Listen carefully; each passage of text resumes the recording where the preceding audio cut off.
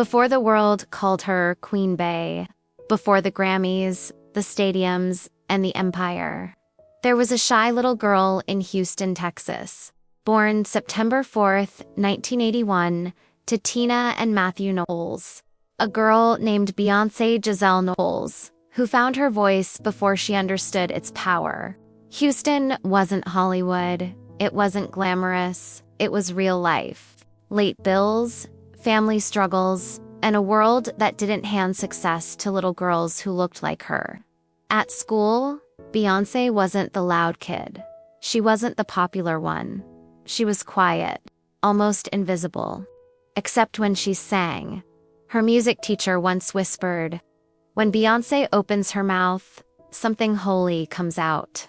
Even at 7 years old, her voice carried pain, hope, and fire. Like she remembered struggles she hadn't even lived yet. But that voice came with a burden, a pressure that would follow her forever. Her father, Matthew, quit his stable job to manage her. Her mother, Tina, worked late nights to fund costumes, classes, dreams, and suddenly, childhood turned into responsibility. In Beyoncé's home, there was no room for failure, no excuses, no rest. Dance rehearsals, vocal drills, competitions. Every day was training. Every mistake was corrected. Every weakness removed. Children played. Beyoncé worked. And slowly, the shy girl disappeared. And a performer was born. Long before Destiny's Child became global icons, they were just for Houston girls chasing something impossible. The record labels said no. The auditions failed. Doors closed again and again. People whispered, "Girl groups don't last. Black girls don't sell records like that. Find something realistic." But Beyoncé didn't tea break. She absorbed pressure and turned it into discipline. Destiny's Child was built in sweat, not spotlight. Girls cried in rehearsal rooms, feet bled in dance studios, dreams cracked under exhaustion, and when success finally came, it came with tears and sacrifices the world never saw. Destiny's Child wasn't just a girl group, it was a survival story. Hit after hit, Say My Name, Survivor, Independent Women. Empowerment wasn't a theme, it was a mindset they bled for. And Beyoncé, she became the face of strength. Not because life was easy, but because she refused to break when it was hard. What people didn't see, the anxiety, the fear of failing the team, the isolation of being the chosen one. Fame didn't build her confidence. It tested it. Every single day. Destiny's Child disbanded. The world applauded. They said, Beyoncé was ready to be a star on her own. But when she stepped into the spotlight alone, she didn't feel powerful. She felt terrified, exposed, judged, even hated at times. Her debut film, Austin Powers, people mocked her. Her first solo album, critics doubted her. When she released Dangerously in Love, the question was, is she truly great or just lucky? So Beyoncé answered the only way she knew, through excellence. She rehearsed until her body ached. She recorded until her voice cracked. She studied legends like Michael Jackson, Tina Turner, Prince. And when she walked onto the Grammy stage and swept awards, the world realized something. She wasn't hype. She wasn't an industry design. She was the real thing. Built by force, pain, and precision. People saw the glamorous romance with Jay-Z, but they didn't see the battles. Behind smiles, Beyoncé fought insecurity, heartbreak, betrayal. When she created Lemonade, it wasn't gossip. It was therapy. The album wasn't glamorous. It was raw.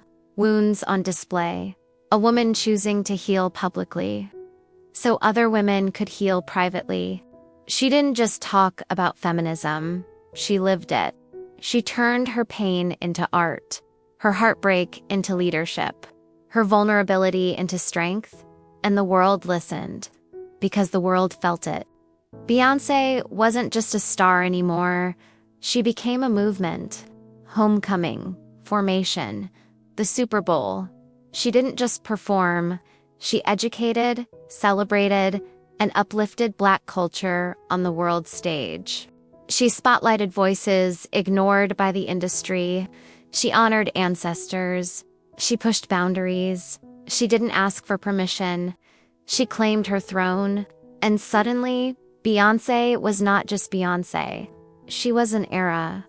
Beyoncé rarely flaunts wealth, but her empire is massive. Music catalog ownership, Parkwood Entertainment, Ivy Park, Adidas and fashion brand revenue, streaming and licensing deals, tours that break world records, film, production, intellectual properties, net worth 2025, tilde. $800 $900 million range, depending on touring year calculations. She owns luxury properties in Bel Air, New York, the Hamptons, Houston, Malibu, Bahamas, investment properties. Total real estate value, $70 million plus. Cars known, Maybachs, Rolls-Royce, Mercedes vans, luxury SUV. But here's the truth. Beyoncé spends more on privacy and legacy than cars. She isn't a celebrity who shows off wealth. She protects it, multiplies it, and grows quietly. Now, let's get to some of Beyoncé's unknown side. Beyoncé, shy, introverted, sensitive, an obsessive perfectionist, reads constantly, prays silently, meditates, writes late into the night, struggles with anxiety, with pressure, with the weight of being perfect. Her secret, never feels like she's reached it. Wakes up hungry to improve again. Greatness isn't self-confidence, it's discipline. Beyoncé didn't become queen because she was born royal. She built her kingdom brick by brick. Pain didn't break her. Pressure didn't crush her. Fame didn't change her purpose. From a shy Houston girl to the most powerful performer of her generation, Beyoncé proved that greatness isn't about talent. It's about becoming unstoppable. Before the spotlight crowned her, before the world called her a queen, Beyoncé was just a girl who believed in love. Not fantasy love, not fairy tale love, real love, raw love. Love that survives storms. And her love story didn't begin on a stage. It began in quiet moments long before the world could see it. The early spark, destiny meets hustle. Beyoncé was still rising, still shaping her destiny, when she met a man who was also building an empire of his own, Sean Carter, Jay-Z. They didn't rush, they didn't announce, they guarded their connection like something sacred.